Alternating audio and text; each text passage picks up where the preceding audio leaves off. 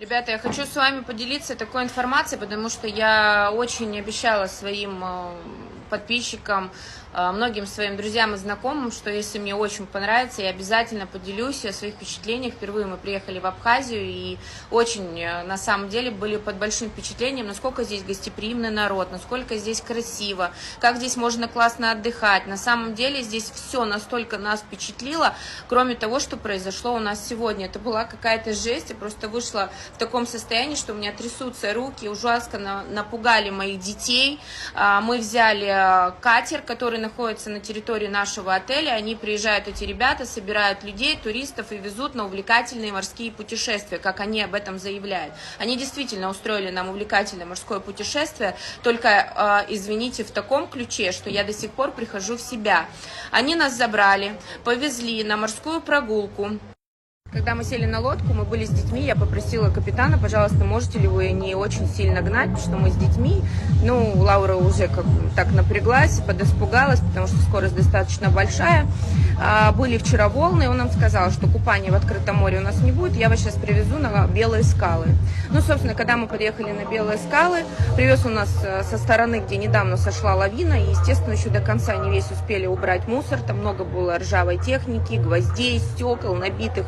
Ну, просто находиться было невозможно. Естественно, не с той стороны, как должны выглядеть Белые скалы. Вот я вам сейчас покажу, как это должно выглядеть на самом деле. Полчаса идите, ходите на этой изнуряющей жаре, потому что купаться там просто невозможно. Ну и, в общем, мы просидели там полчаса, уже просто все упрели, я начала ему махать, что, пожалуйста, заберите нас на борт. Когда он подъехал, я ему просто сказала: ребята, вы знаете, здесь как бы сейчас купаться невозможно, как здесь находиться? Я ему говорю: знаете, ребят, не такое, наверное, морское путешествие мы ожидали, ничего мы такого не сказали. Что было дальше, это была просто жесть. Он просто начал останавливать лодку со своим помощником.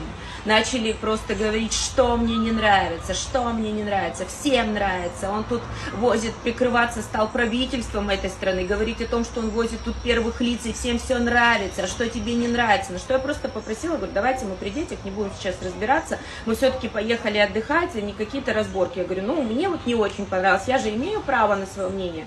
И тут просто началась жесть. Он как врубил скорость. Уже даже его помощник ему типа, ну, намекнул, что так не надо. У нас просто стали дети подлетать. Лаура закричала, расплакалась. Это было просто ужас.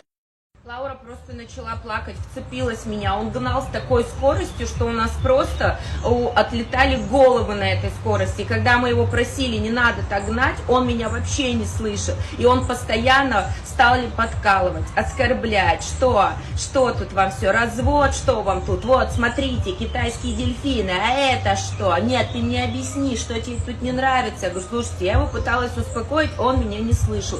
Со своим помощником они просто обсмеивали. Они просто сидели, конкретно издевались в открытом море. Потом он остановил мотор, сказал: давайте тут за прогулку деньги. Мы ему спокойно заплатили. Сидит моя подруга и говорит: слушайте, ребят, ну мы же еще говорили, там Пицунду покажете, мы где-то отъедем. Он: ты какую Пицунду тут имеешь в виду? Я тут и так вас вожу 1,5 часа. Чтобы вы понимали, 1,5 часа, это мы просто из них 40 проторчали на жаре, а остальные 20 минут он нас просто вез обратно к берегу.